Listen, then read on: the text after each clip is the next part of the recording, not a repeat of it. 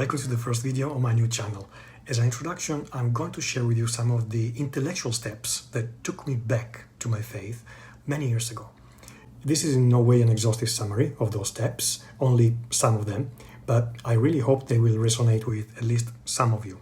During my years of walking through my own dark woods of confusion and lack of faith, I used to think that Christian faith was a delusion, something to sweeten up your life if life wasn't good, for those who felt the real world a little too tight for them, including the poor, the unlucky, and the weak. And that made sense to me as I thought superficially about the troubled history of Israel. I was almost convinced that faith was a way to create an imaginary dimension to escape from the world, a crutch for those who lacked the courage to stare into the abyss of nihilism. In short, a heaven for losers. Later on, and it happened in one very particular moment, I realized that I was utterly wrong. Faith doesn't care how much you win or lose in this world, or how lucky or unlucky you are, because of the radical shift that it causes in the way we see the world, in our eyesight. And that's why apocalypse means revelation, because the veil is lifted from our eyes. As the New Testament says, we don't belong to the corruptible world because we are fundamentally spiritual beings. And this applies to all of us, to the Jews, who were the worldly losers of those ancient times, but also to the Romans, who were the winners.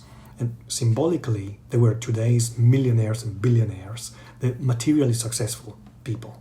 Even the Romans, after winning, still felt this strange magnetism inside that pulled them beyond themselves. Sourcing from the genius of St. Augustine, we can say today that all our hearts are restless, and that restlessness can be fully satisfied only by God. We were made in His image and therefore for Him.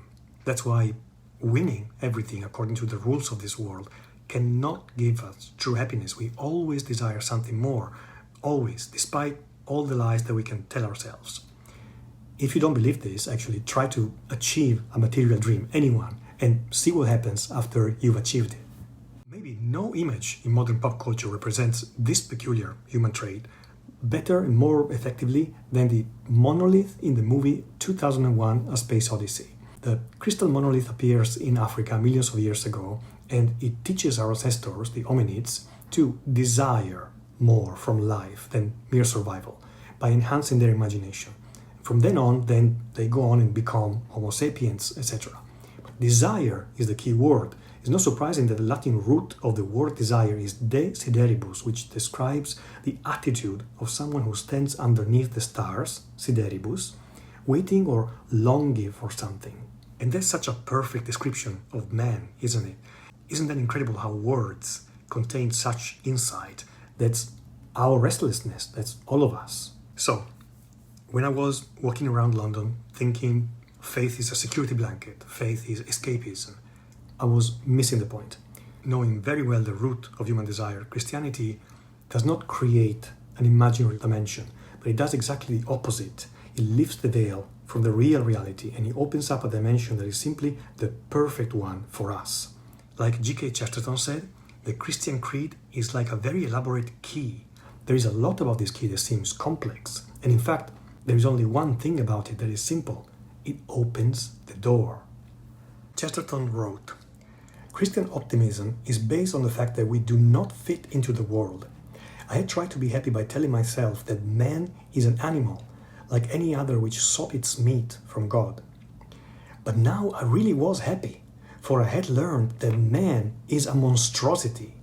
He's using monster, the root monster of monstrosity, in the Latin sense, which means monster as something extraordinary, something like a prodigy. That's what monstrum in Latin means. I had been right in feeling all things as odd, for I myself was at once worse and better than all things. The modern philosopher had told me again and again that I was in the right place, and I had still felt dissatisfied, even in acquiescence. But I had heard that I was in the wrong place, and my soul sang for joy like a bird in spring. Christianity is not a security blanket. Like a good friend of mine said, it fundamentally alters the way we engage with nature and reality. The transcendent and beautiful is no longer just a preoccupation of art, but it is the actual foundation of all things, and all things long for it. In other words, While all around us we see the apparent reality, faith describes the actual reality, which is hidden from our eyes. How dare you say actual reality? Don't you know that objective truth doesn't exist? What is actual reality when we look at a man, for example, or a woman? In a somewhat similar way, jokes can make you laugh, but not their explanations, and metaphors can point to the truth with much more accuracy than their description. And what is this actual reality? It's what's hidden in our heart, which in biblical parlance doesn't mean feelings. It means the deepest and most intimate part of ourselves. We all know what success means for the world. The point of being the monsters that we are is that there is no connection whatsoever between success in the eyes of God and success in the eyes of this world.